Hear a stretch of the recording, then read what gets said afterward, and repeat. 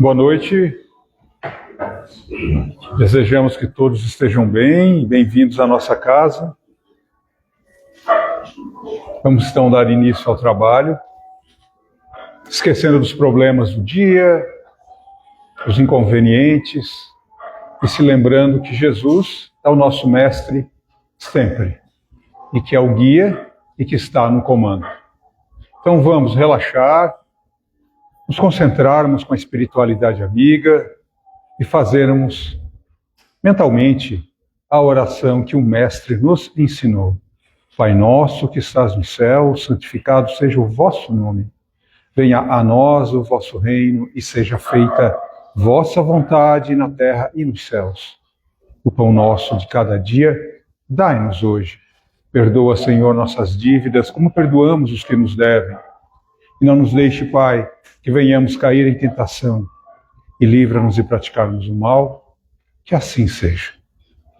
Então hoje nós temos a honra aqui de termos o nosso grande amigo Edson Castanhete, do Centro Espírita de Sara, Consolador Prometido, e ele vai falar o Deus de Emaús. Não é de Sara? A Grazi, a idade dela está chegando, né, cara? Cadê a caneta? Caneta, não sei, deve estar por aí. Qual o Centro Espírita agora? Eu agora sou do mesmo. Qual Consolador mesmo? Prometido. Consolador Prometido. Então tá ali, É. Consolador Prometido. Não, é que ela errou o nome da palestra. Ah, ela errou o nome da palestra. Como é que é o nome da palestra? O Jesus de Emaús. O Jesus de Emaús, pessoal. Depois nós damos um comprimido para ela. O certo, né?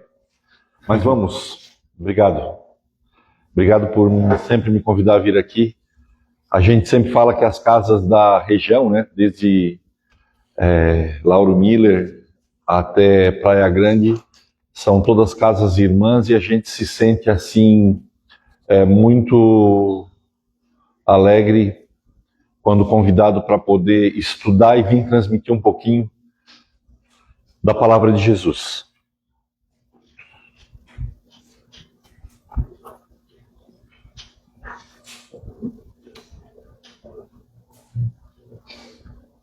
Eu estou pensando a palestra. Estou pior que a Grazi. Não. Obviamente todos vocês saíram de casa hoje, numa sexta-feira,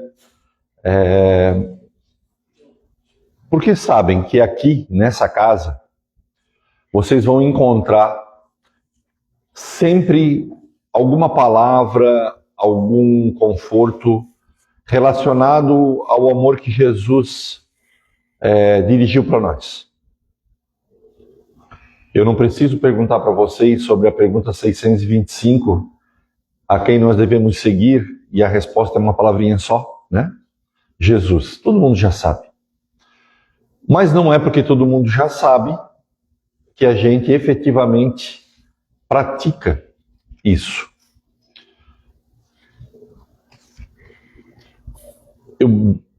A gente participou do Coral Espírita, nós participamos do Coral de Sara,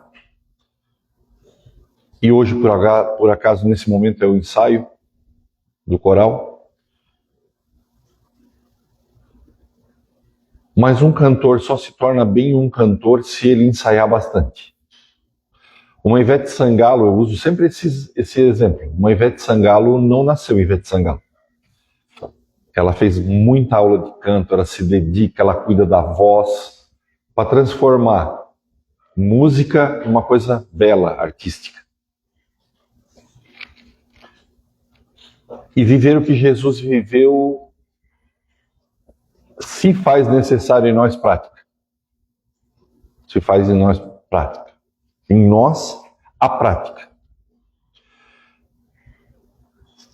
Eu ouvi outro dia uma palestra do Haroldo Dutra, e ele falava da complexidade, né? Me falta vocábulo para definir o que ele estava falando sobre Jesus. Era um podcast quem puder e tiver a oportunidade de estar fazendo alguma coisa, põe para rolar lá e vai ouvindo. É a entrevista que ele dá no Inteligência Ilimitada. Vocês estão me ouvindo? Então, né? É porque esse é dali e esse de lá, né? É. Não, tá certo. É porque ficou muito longe, né? Eu achei que tinha. Não. E ele fala de Jesus, o governador do planeta. O governador, talvez, de mais coisas que não nos cabe saber agora. Mas a gente sabe que ele é o governador daqui. E para ser governador daqui, tem que ser realmente aquele da turma escolhida por Deus. Mas não tenho a intenção de querer, com essa palestra, mudar o que o Haroldo falou a respeito de Jesus.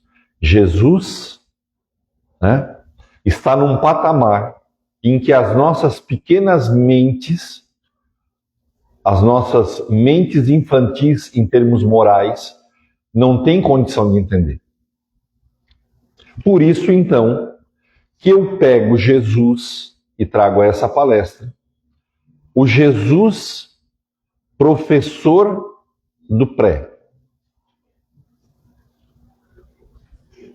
Já que nós somos infantes da moral, infantes da religiosidade, quem vai dar aula para o infante, para a criança? Professor do pré. E foi assim que ele se portou dentro da sua grandeza. Ele se dignou,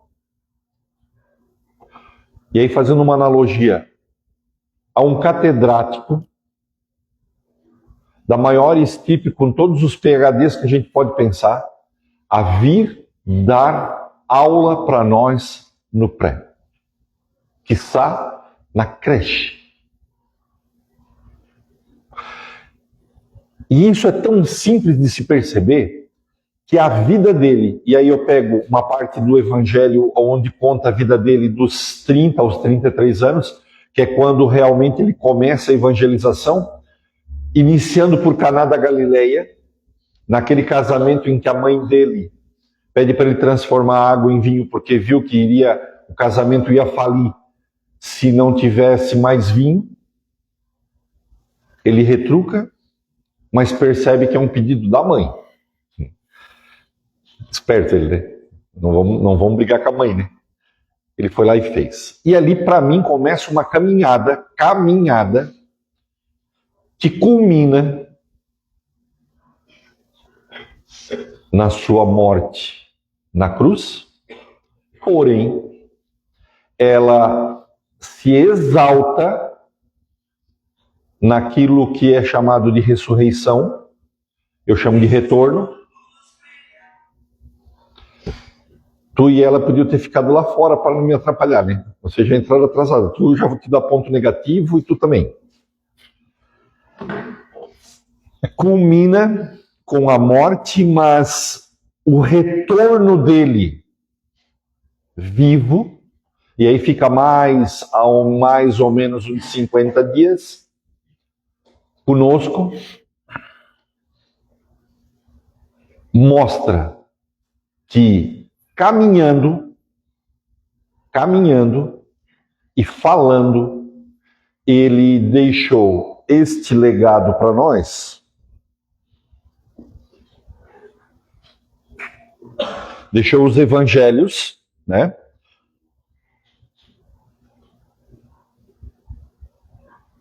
É o que a gente lembra por escrito, os evangelhos. Com certeza ele falou muito mais coisas que ainda acabaram escapando entre as linhas. Mas vamos ficar com os evangelhos, os 4.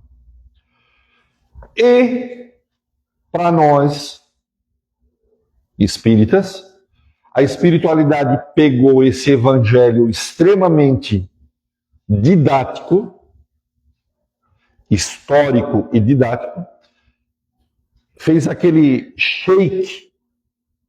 E aí vocês podem usar o que quiser, com whey, com Herbalife, o que vocês quiserem, para suas almas, para os seus espíritos. E transformou nesse aqui, mastigadinho. Esse é mastigado. E como eu sou da Içara,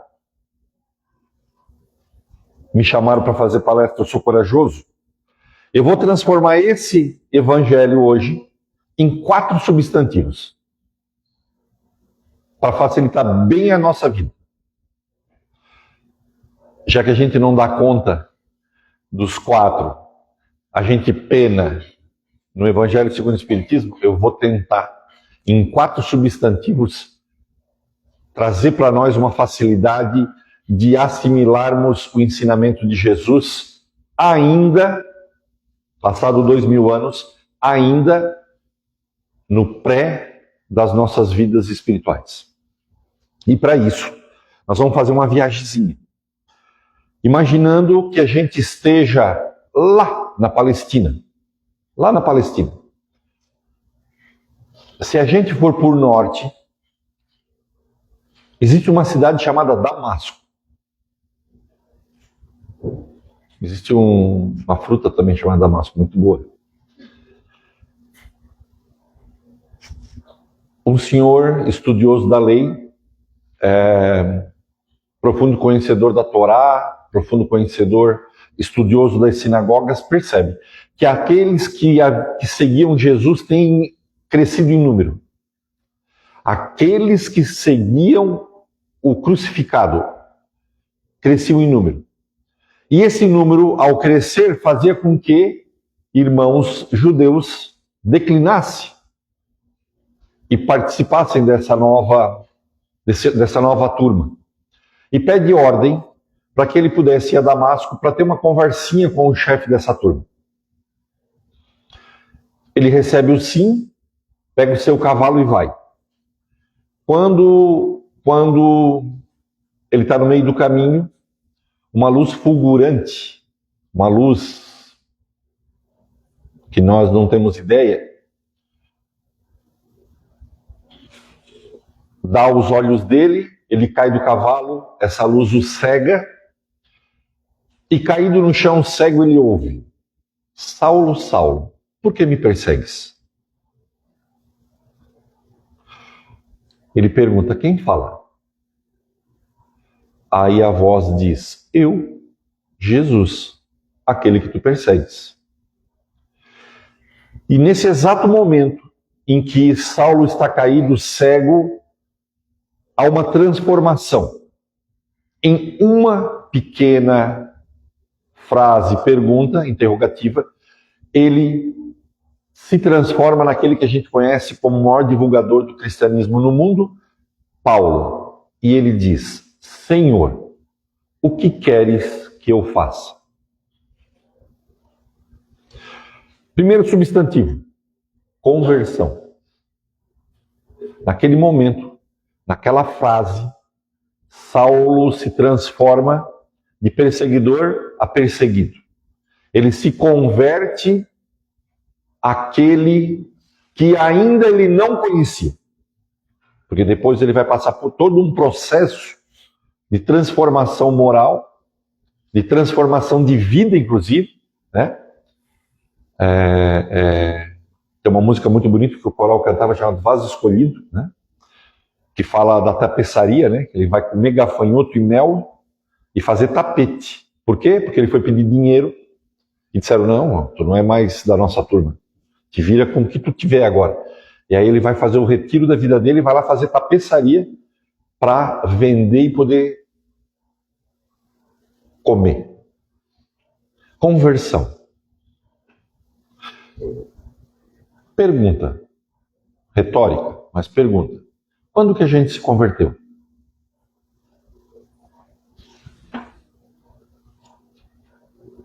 Não interessa. Eu estou respondendo para vocês. Óbvio que se eu pergunto e um de vocês responde assim, nós já arranjamos uma briga na palestra, né? Não interessa, sabe por quê? Porque a gente não sabe a hora. A gente não sabe a hora. Ela pode ser nessa encarnação, ela pode já ter acontecido, ela pode levar ainda mais algumas encarnações, a gente pode se desviar ainda do caminho. Obviamente vocês sabem que vocês estão aqui, aliás, vou trocar o verbo na pessoa, né? Nós estamos aqui, por quê? Porque a gente já deu errado em tudo quanto foi lugar, e a misericórdia de Deus nos trouxe ao Espiritismo. E nós dois, pior ainda, porque somos palestrantes, né? Então a nossa carga de problema é maior. Então a gente já está na reserva, já acendeu a luzinha amarela. Nossa. Quando que a gente se converteu? É preciso que a gente caia do cavalo para se converter? Pode ser. Muitas vezes acontece dessa forma. E o nosso cavalo, ele vem de uma forma muito comum nas nossas vidas. Deveria não ser comum, mas é. Por uma falência financeira, por um casamento que se desfaz, por uma morte de um ente muito querido, por uma doença que a gente não esperava e apareceu, que derruba a gente do nosso cavalo e faz a gente se defrontar com essa cegueira luminosa que nos dá. Só que muitas vezes, e aqui é um pito para nós, a gente não diz simplesmente, Senhor, o que queres que eu faça? A gente reclama. A gente sai com uma enfiada de coisas. Não. Eu sou espírita, eu participo, vou às palestras, aguento ouvir o Edson falar, tal. Dou água, trabalho no mediúnico. Mas comigo? A gente faz isso. Uma doença na família. Podia ter sido com o filho dos outros. Não é? Tu tá rindo porque tu já falou isso, né, seu pilantra? Tudo a gente não quer para nós. Mas o cavalo é nosso. Nós agora, em nome do Edson, que veio do Consolador Prometido de Sara, estamos para a palestra convertidos. Porque senão a palestra não vai chegar no fim, né? Então, em nome de Deus, todos estão convertidos. Se a gente foi para o norte, a gente pode, agora vai para o sul.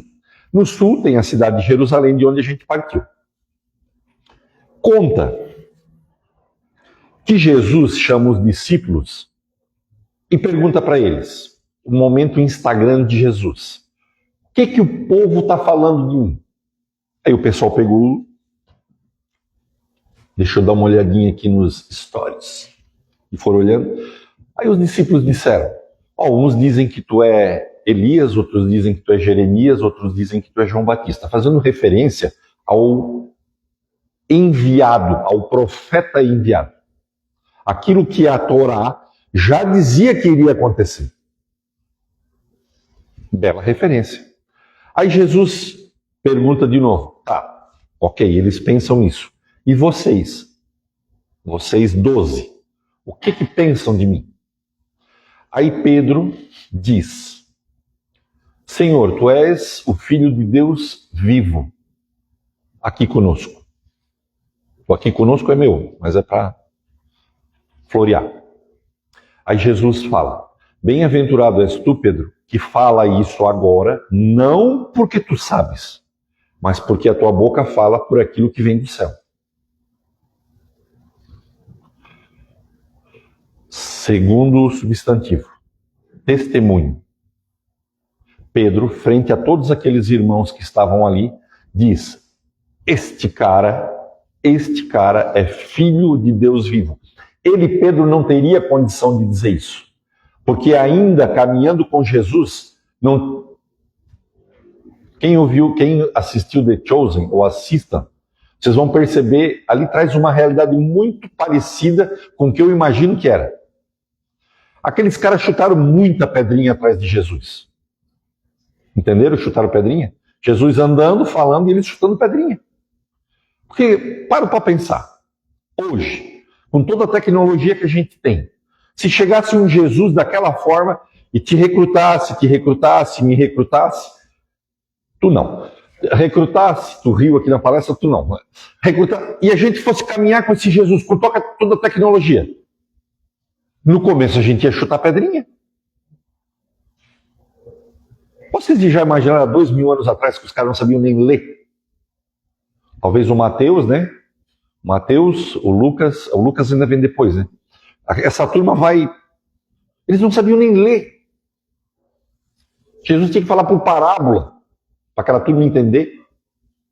Então, Pedro não tinha condição de falar para aquelas pessoas que aquele que estavam com ele era realmente o Messias, o Filho de Deus. E a expressão Filho de Deus tem a ver com a Torá, né? Obviamente, para nós espíritas, a gente não sabe, a gente entende realmente Jesus como Filho de Deus e não Deus. Mas ok, é até bom para a gente fazer uma distinção. Jesus não é Deus, né? Jesus é uma criatura criada por Deus que já galgou todos os degraus da existência humana. Me permito falar humana porque é o que a gente conhece, né? Ou alguém alienígena de outro planeta e saiba como é viver em outro orbe. Eu não sei. Então, eu vou falar de uma existência viva, encarnada, aprofundou-se em toda a moral que precisava e está lá, tecnicamente, para a gente entender ao lado de Deus. Então, ele é um braço de Deus, filho de Deus. Ok. A descrição de Pedro é perfeita. Testemunho. Agora nós já estamos convertidos. Certo? Agora nós temos que testemunhar. O testemunho que Jesus quer da gente não é que a gente pegue o evangelho, uma caixa de som, um microfone e vá para a praça de Aurélio Ramos ou em qualquer outro lugar e fique gritando o evangelho aos 7 ventos. Não. O evangelho, o testemunho que ele quer nosso é bem pequenininho. É bem pequenininho. Que talvez, por ser pequeno, a gente tenha dificuldade de enxergar. Relacionando, 2 pontos. Parar na faixa de pedestre, respeitar os mais velhos, cuidar das crianças. Tudo aquilo que os nossos pais pediam para a gente fazer. Aquilo é testemunho de Jesus. Eu acabei de comprar uma passagem, eu vou trabalhar lá na Zâmbia com uma turma de pessoas que precisam de alguém que pegue água no poço e leve até eles. Pô, então vai aqui no Nordeste que tem um monte de gente também. Precisa ir na Zâmbia para fazer turismo, né? Aí não dá água para a mãe em casa que está lá sentada na poltrona, ela pede água, ela reclama. Não. De novo.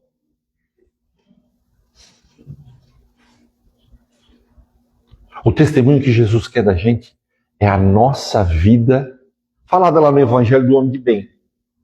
É a nossa vida bem vivida. Fácil? Não. A gente tem que prestar atenção. Tem que ensaiar. Dá uma freada na faixa de pedestre, quase mata o cara de susto, mas para. Já vem ligando o alerta antes, porque se não liga o alerta de trás bate. A gente já tem que também ajudar o que vem atrás, né? Sabe? Esse é o testemunho que Jesus quer da gente. Coisas simples. Simples. Pessoas deram um testemunho muito grande na vida. Martin Luther King morreu pelas peles, né? Pelos brancos e pelos pretos. Mahatma Gandhi morreu pelos indianos, que ele queria libertação e um indiano matou ele porque achava que ele era meio louco, mais louco era o cara. Eu uso sempre os mesmos exemplos. Irmanduz quase foi excomungada porque transformou um galinheiro num hospital, numa enfermaria, depois de um hospital. Ela quase foi excomungada. Chico é tratado ainda como charlatão.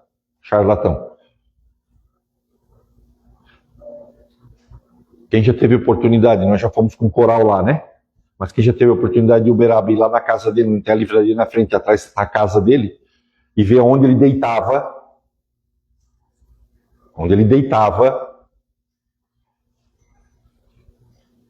muda um pouquinho a opinião. Se por acaso eu tenho uma opinião de que ele possa ter sido charlatão. Travesseiro e colchão de palha. Eu acho que se eu for lá no meu cliente agora, que cria frango, a gente chama de cama, né? O lugar que o frango anda chama cama. É melhor do que a da que ele vivia. O cepilho é mais novo do que o capim que fazia o colchão dele. Então tem gente que dá testemunho. Mas para mim, aquela pessoa que chega cedo e vai lá atrás e pega os copinhos, espalha tudo em cima da bandeja e dá um pouquinho e já bota a aguinha para depois a gente beber na saída, está dando testemunho. Fazendo coisas pequenas, a gente não precisa ser Martin Luther King. A gente precisa ser agente bem vivido. A gente está convertido e agora eu sei que todo mundo vai parar na faixa pedestre e carregar bolsinha para os velhinhos no supermercado. Combinado? Nós vamos dar o nosso testemunho. Se a gente for para leste, tem uma cidade chamada Jericó. Jericó. Aí, um senhor da lei vem ter com Jesus para pegar ele, né? Que era sempre a intenção, né? Derrubá-lo nas escrituras, né? Para ter um motivo de prender. E pergunta: mestre, o que eu preciso fazer para conseguir a vida eterna? Aí Jesus responde: tu sabes o que é? Aí ele diz: primeiro mandamento: amarás o Senhor teu Deus com toda a tua força, com todo o teu ímpeto, com toda a tua alma e ao próximo como a ti mesmo. Aí Jesus responde: vai e fazes. Ele não contente, vai lá e pergunta: tá, tudo bem. Deus a gente sabe quem é. Mas quem é o nosso próximo? Pergunta ele a Jesus. Aí Jesus conta. Vinha descendo de Sara para Criciúma um vendedor. Quando ele chegou ali pelo centro, os salteadores pegaram ele, deram uma sumanta, roubaram tudo que ele tinha. Levaram tablet, celular, carro, tudo, dinheiro, cartão, levaram tudo. Deram uma sova e largaram lá no bueiro, lá no Rio Criciúma, encostadinho do Rio Criciúma. Vinha passando na sequência, e foram embora, deixaram o cara lá caído. Vinha passando na sequência um presidente de casa espírita. Quando ele passou e viu aquele cara caído, olhou: falta 10 para as 8, tem palestra, eu tenho que abrir a casa espírita. Não posso, se eu me sujar, não vou conseguir fazer minha tarefa. E eu sou assim, eu tenho que chegar lá limpo. Correu, largou ele lá. Na sequência, vindo da Içara, também vinha um palestrante. Que trouxe até a mulher para ver se ela descia, mas ela não quis descer também. Nós refutamos também de ter descido, porque eu tinha que vir fazer a palestra. E cheguei em cima da hora. Então também, se eu parasse, eu me atrasaria. E vocês percebem que nós íamos alvos, né? Bem clarinho, para não se sujar. Então, essa camisa já ouviu essa palestra umas 30 vezes. Mas tudo bem. Então, nos negamos a atender aquela pessoa. Vinha na sequência um outro vendedor descendo para o centro, que talvez viria fazer suas viagens, viu aquele cara caído, parou o carro, pegou aquela bolsinha de medicamentos que o governo há uns 10 anos atrás fez a gente comprar, ele tinha ainda no carro, pegou os medicamentos, foi lá, limpou o cara, deu um primeiro asseio nele, arrumou as feridas, passou um metiolate, daquele que dói, passou um metiolate, botou todo sujo no banco de trás do carro, bege, banco bege, botou e foi para o Hospital São José, chegou lá, entregou o cara na portaria, levou ele à hospedagem, né? Então levou ele ao hospital e disse: cuida dele, eu vou pagar. Cadê a máquina de cartão? Eu falei, deu aquela... Eu sou ainda da época desse aqui, né? Porque também não foi ontem, né? Foi faz um tempinho, porque senão podia ser nós, né? Pagou e disse: eu vou até Araranguá, faço meus trabalhos, amanhã eu volto para ver como que ele está. Não vou largar ele aqui. A gente não sabe nada dele.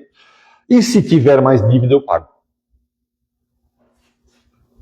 Aí Jesus pergunta para o fariseu: para ti, quem que é o próximo, o mais próximo deste enredo? Aí ele responde: aquele que teve mais misericórdia com aquele caído. Misericórdia é o terceiro substantivo da nossa conversa. Óbvio que dentro dessa parábola do bom samaritano tem um monte de informação, porque Jesus pega a A régua, lembra daquelas réguas da professora de 50 centímetros? Ela tinha uma quininha. Você sabe o que é quina, né? Quina é isso aqui, ó. Essa turma nova não sabe o que é quina. Nunca sentiram uma quina. Eles acham que é ganhar um prêmio. A professora dava com a régua e mandava a gente botar a mão em cima da mesa e dava com a quina. Bem. Aí Jesus pega a parábola com a sua régua na mão de moral e diz: quem que é o mais irmão desses? Aí o fariseu que odeia o samaritano faz com que ele diga. Ele não diga o samaritano. Aí Jesus pega a reguinha na canela do fariseu e pim na canela, dói. Doeu para o samaritano ter que dizer que teve mais misericórdia. Doeu para o samaritano para perceber doeu para o fariseu no enredo perceber que o samaritano usou das coisas mais caras para atender aquele caído no chão.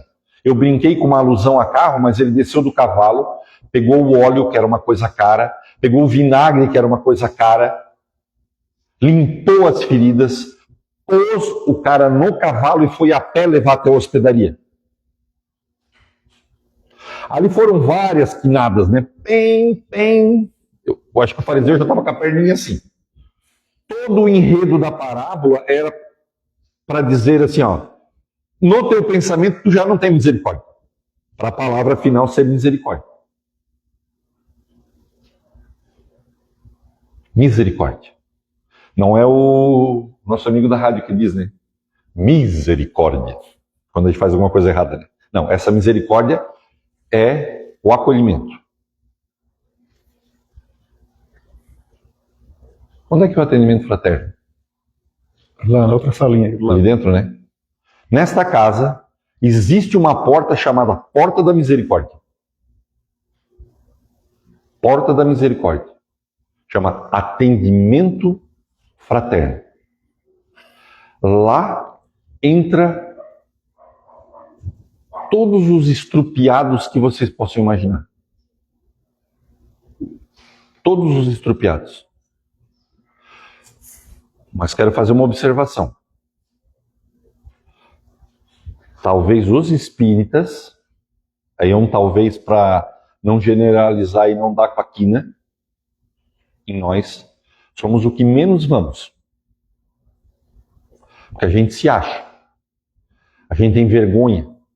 Imagina, eu, palestrante, com problema, vou lá falar no atendimento fraterno, eu pego e vou lá no Ceará. Chego lá, a pessoa que vai me atender é primo. Ela tem uma dor no ciático na hora, né? Não tem como voltar para trás, né?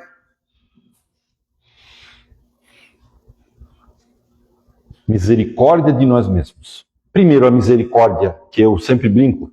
A gente anda nesse planeta assim, puxando um e sendo puxado.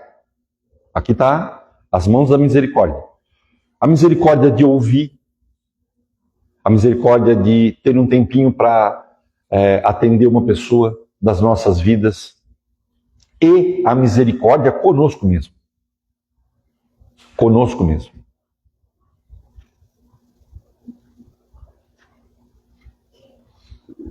Tem muito espírita doente. A gente já veio doente para cá. E por vergonha ou por alguma outra coisa, a gente ainda não pratica misericórdia com a gente mesmo. E eu digo para vocês, quem cura doente é doente. A frase ficou meio estranha. Deixa eu rebobinar. Os doentes curam dos doentes, atendem os doentes. Só Jesus que foi médico dos doentes. Nós nos atendemos numa grande enfermaria em que nós todos estamos no hospital, um atendendo o outro. Mas muitas vezes a gente esquece desta misericórdia que a gente precisa. Do afago, do braço amigo, do ombro amigo, da fala, do ouvido amigo. Porque o que é o atendimento fraterno, senão um ouvido de misericórdia? Aí depois a gente fala algumas coisas interessantes, mas muito mais é ouvido. Há uns 4 anos atrás eu me descobri numa manhã com pânico. Alguém já teve contato com esse ser alienígena que toma conta da gente e a gente não sabe de onde veio nem para onde vai?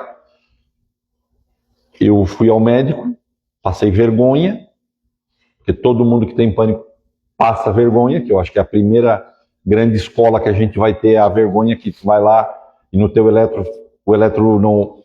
Você sabe o que é o eletro, né? Ele faz aquele risquinho, que é para ver teu coração. Porque tu chega lá com o coração saltando pela boca, né? Tu empurra, tu chega para falar empurrando o coração para dentro. Né? Aí ele escreve, ele faz aquele assim, né? Sabe? O meu ele escreveu, tá tudo certo. Aí o enfermeiro olha para ti, vai lá para dentro da sala de enfermaria e fica rindo. Ó, mais um. Aí ele já tem até, eu acho que uma cartela que já vem solta, que é o famoso comprimidinho branco. Eles vêm e dizem assim, ó, bebe. Aí tu bebe, não muda nada, aí tu vai para a sala da espera, que tu tem que esperar para ver se tu não vai morrer, né? Porque tu acha que vai morrer. Aí tu chega lá, tem 12, 15, 20 igual a tu. Aí tem os que falam e os que não falam. Eu lá quietinho, tremendo, e o cara do lado. Por que tu tá aí? Por que tu tá aí? Por que tu tá aí?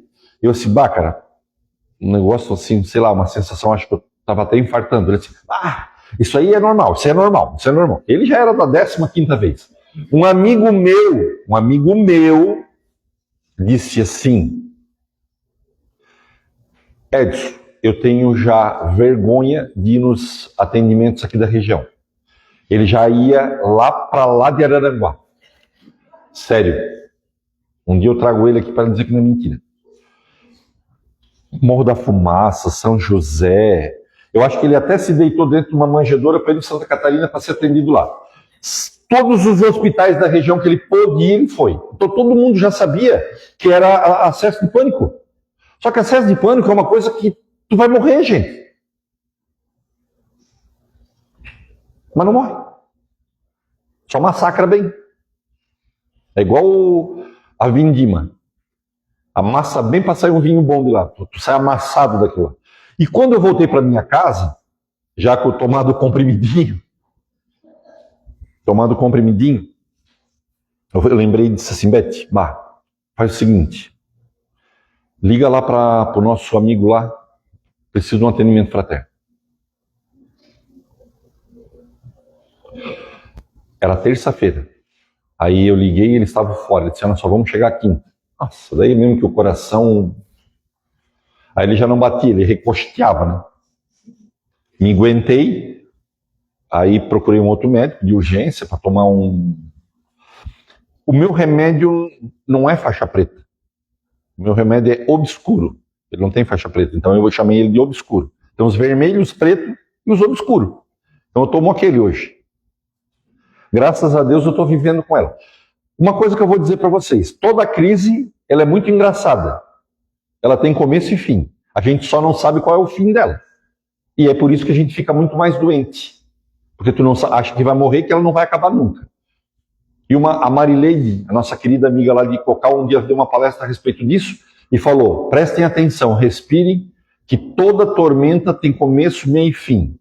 E a partir dali, já me deu crise assim, no shopping com a Beth, comendo uma coxa de frango. Porque ela desencadeia de alguma coisa que a gente não sabe. Eu fiquei quietinho e digo, vou comer o meu frango, porque fora eu não vou jogar, italiano, né? Vou comer o meu franguinho, vou embora. Cheguei em casa, dormi um soninho, quando eu acordei já não tinha mais nada.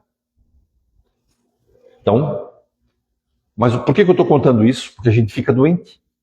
E a gente tem que pedir ajuda. A gente tem que pedir a misericórdia de alguém para vir ajudar a gente. Por que a gente vai no hospital? Não é para ser chacotado lá, né? Para eles dizer que é mais um que tu tá ali para morrer. Não, tu vai lá porque tu quer ajuda. Tu quer ajuda física.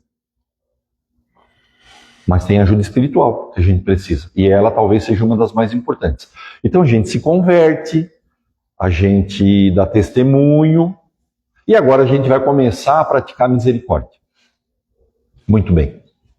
Para o oeste, e para a gente terminar, existe uma cidade chamada Emaús.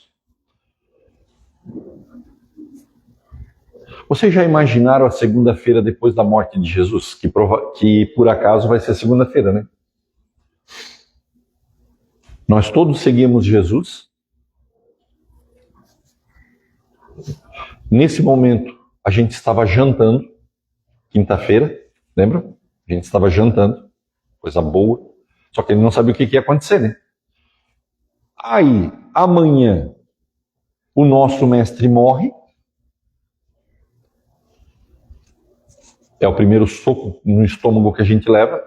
E aí, no domingo, todos esses dias são figurativos, mas ok.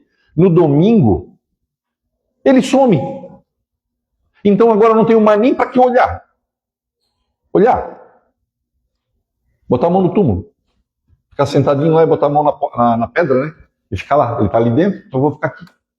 Não. Na segunda-feira dessa turma, vocês já imaginaram? No nosso domingo a gente ainda tem o som do Fantástico que nos lembra a segunda, né?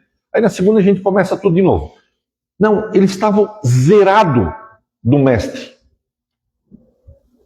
Sendo não pessoas assim muito inteligentes, o que nós vamos fazer da nossa vida? Tá pensando? Aí 2 deles pensaram isso. O que nós vamos fazer da nossa vida? Vamos embora. E desceram para Emaús, a cidade deles. E na volta, nessa dor da perda, eles começaram a reclamar.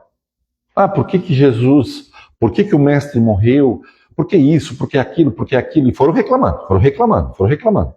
Mas que de repente aparece um terceiro, né, junto com eles na caminhada, que começa a dar para ele informações que eles sabiam frente às reclamações.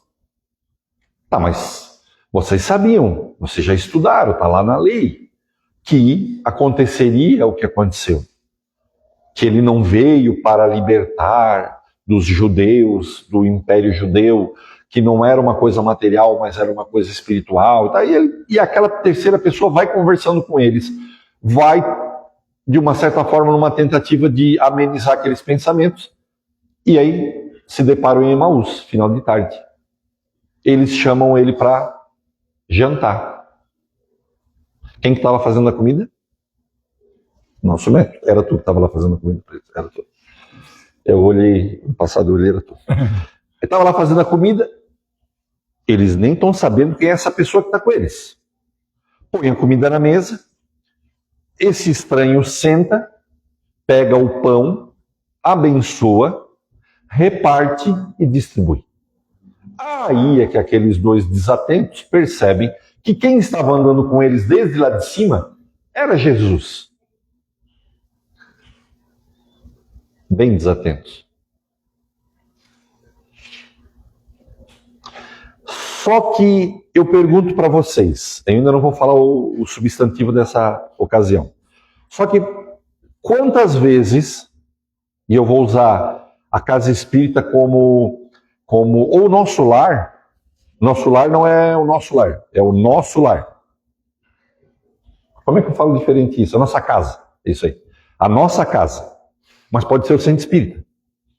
Quantas vezes a gente, desiludido, saiu porta fora em direção a Emaús das nossas vidas? Reclamando. A gente não vai lembrar agora. Mas muitas vezes não precisou ser dado o passo, mas mentalmente a gente fez isso. Desiludido por alguma coisa, por alguns motivos talvez daqueles que eu falei lá no começo, a gente saiu desiludido. E nessa caminhada, alguém foi solidário. Esse é o substantivo. Solidariedade. Foi solidário conosco na nossa caminhada. Nos dizendo, não é bem assim. Pensa bem. Dá pra gente parar e olhar as situações e de repente procurar um novo caminho. Dá uma mudadinha na tua vida. E a gente naquela teimosia vai andando, até chegar no Emaús das nossas vidas. Só que lá, em algumas situações, a gente se percebe, ou percebe realmente um caminho de retorno.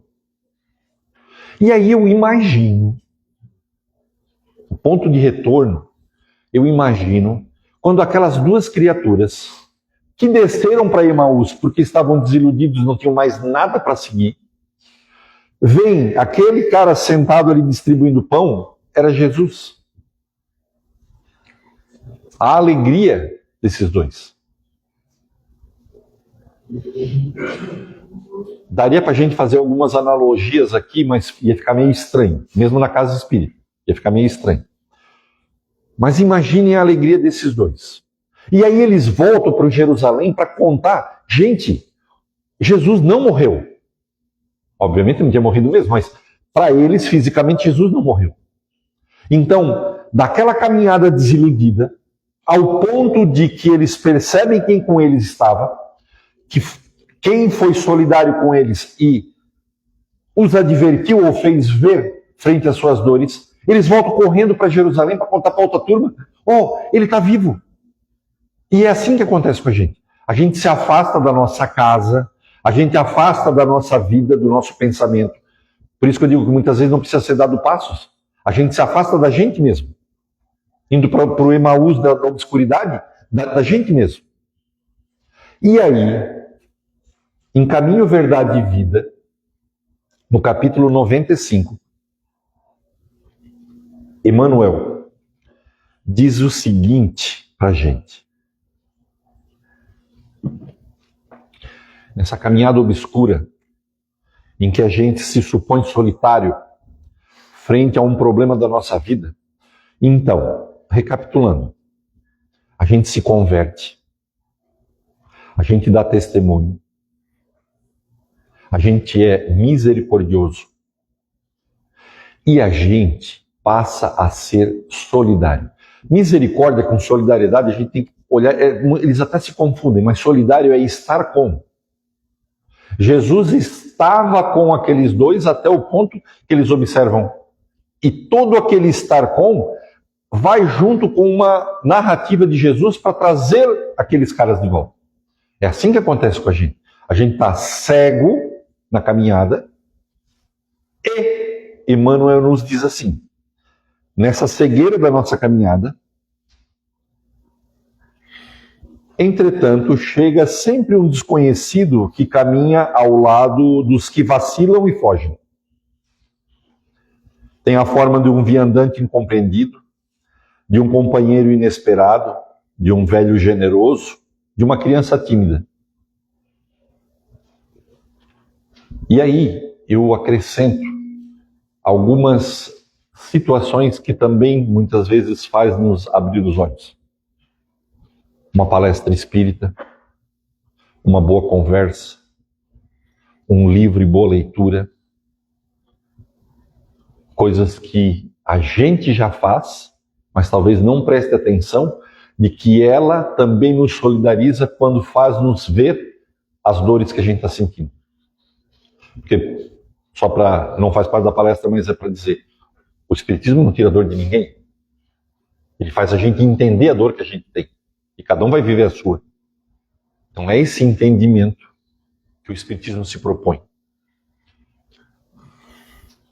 Na obscuridade da nossa caminhada, diz Emmanuel, alguém vai estar do nosso lado. Mas daí ele aprofunda e diz, para fecharmos, minuto virá em que Jesus, de maneira imprevista, a qualquer momento, busca esse viajor transviado e não o desampara. Seguro e os contempla, desculpa, eu vou reler porque senão vai ficar sem sentido. Transviado e não os desampara enquanto não os contempla seguros e livres na hospedaria da confiança. Para findar e a gente ir embora com um pouquinho de Jesus. se em algum momento da nossa caminhada, mesmo tendo convertido, dado testemunho, daqui a pouco eu esqueço as palavras, que a gente vai repetindo e vai esquecendo, né? Misericórdia, solidariedade. Se em algum momento a gente supõe estar sozinho nas nossas caminhadas, mesmo com sorrisos e alegria, ou na obscuridade da nossa dor, se a gente supõe estar sozinho, nunca assim o será. Jesus, conforme Emmanuel nos fala, Jesus está sempre conosco até o dia que Ele vai nos ver felizes. Que assim seja.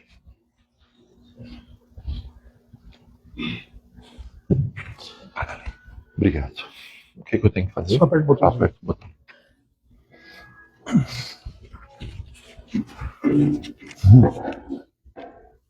Dispensa qualquer comentário, né? Palestra maravilhosa, ótima reflexão e, ao mesmo tempo, uma análise. Já o Alex, na última palestra, já falou sobre uma interpretação de uma passagem de Jesus, um ponto de vista diferente, e ele nos faz essa reflexão tão profunda. Obrigado, Edson, pelo teu estudo, pela tua forma muito simples e direta e de quase uma conversa e não uma palestra.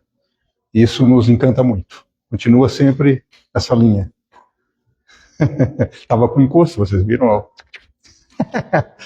Bom, pessoal, vamos fazer a nossa parte, então. Nós temos muito que fazer, porque nós podemos, nesses poucos minutos, darmos de nós mesmos. Fazermos a misericórdia que ele falou. Então,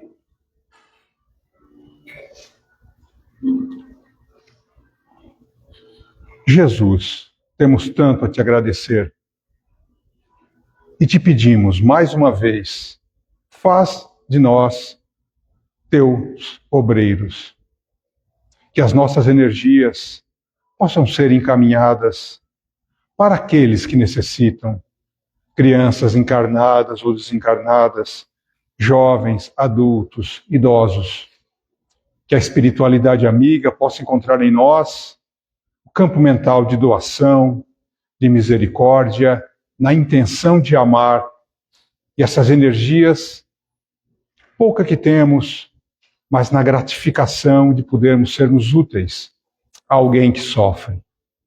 Senhor, que tua misericórdia recaia sobre as regiões de dor do planeta, as regiões de guerra, de angústias, de perseguições, porque sabemos que és o nosso líder, o nosso caminho, e tudo está escrito.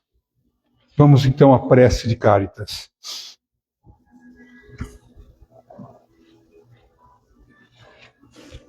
Deus, nosso Pai, que sois todo poder e bondade, dai a força àquele que passa pela provação, dai a luz àquele que procura a verdade, onde no coração do homem a compaixão e a caridade.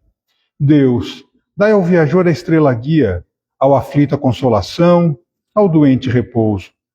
Pai, dai ao culpado arrependimento, ao espírito a verdade, à criança o guia, ao órfão o pai. Senhor, que vossa bondade se estenda sobre tudo que criastes. Piedade, Senhor, para aqueles que vos não conhecem, esperança para aqueles que sofrem. Que vossa bondade permita que os espíritos consoladores derramem por toda parte a paz, a esperança e a fé. Deus, um raio, uma faísca de vosso amor pode abrasar a terra, deixar-nos beber nas fontes dessa bondade fecunda e infinita, e todas as lágrimas secarão, todas as dores se acalmarão. Um só coração, um só pensamento subirá até vós, como um grito de reconhecimento e de amor. Como Moisés sobre a montanha, nós os esperamos com os braços abertos, ó bondade, ó beleza, ó perfeição. E queremos de alguma sorte merecer vossa misericórdia. Deus, dai-nos a força de ajudar o progresso, a fim de subirmos até vós. Dai-nos a caridade pura, dai-nos a fé e a razão, dai-nos a simplicidade que fará de nossas almas o espelho onde se deve refletir vossa imagem. Vamos agora pedir que a espiritualidade amiga, com essas energias de nós recolhidas, possam magnetizar as águas que estão na mesa, ali atrás ou na frente, enfim, com fluidos que levem conforto, saúde, refazendo o nosso campo energético. Vamos pedir também pelos nomes que estão na caixa, ali colocado, naquelas pessoas que temos a intenção de auxiliar, e daqueles que não colocamos o nome, mas que na nossa mente se vem a lembrança, que a espiritualidade amiga visite e visitará com certeza cada um desses. Senhor, te agradecemos mais uma vez por essa noite esplendorosa, por estarmos aqui nesse momento ímpar da humanidade, por podermos compartilhar experiências, sabedoria, mas acima de tudo de estarmos como esses espíritos amigos que nos guiam e nos protegem. Agradecemos aos nossos amparadores, que chamamos de anjos guardiões, agradecemos aos espíritos protetores da nossa casa, ao nosso mentor Chico Xavier, a Jesus, nosso guia maior, e a Deus Criador infinito, dizendo: Pai nosso que estás nos céus, santificado seja o vosso nome, venha a nós o vosso reino e seja feita a vossa vontade, na terra como nos céus. O pão nosso de cada dia dai-nos hoje. Perdoa, Senhor, nossas dívidas, como perdoamos aqueles que nos devem. Não nos deixe, Pai, que venhamos cair em tentação e livra-nos de praticarmos o mal. Que assim seja. Assim encerramos a primeira parte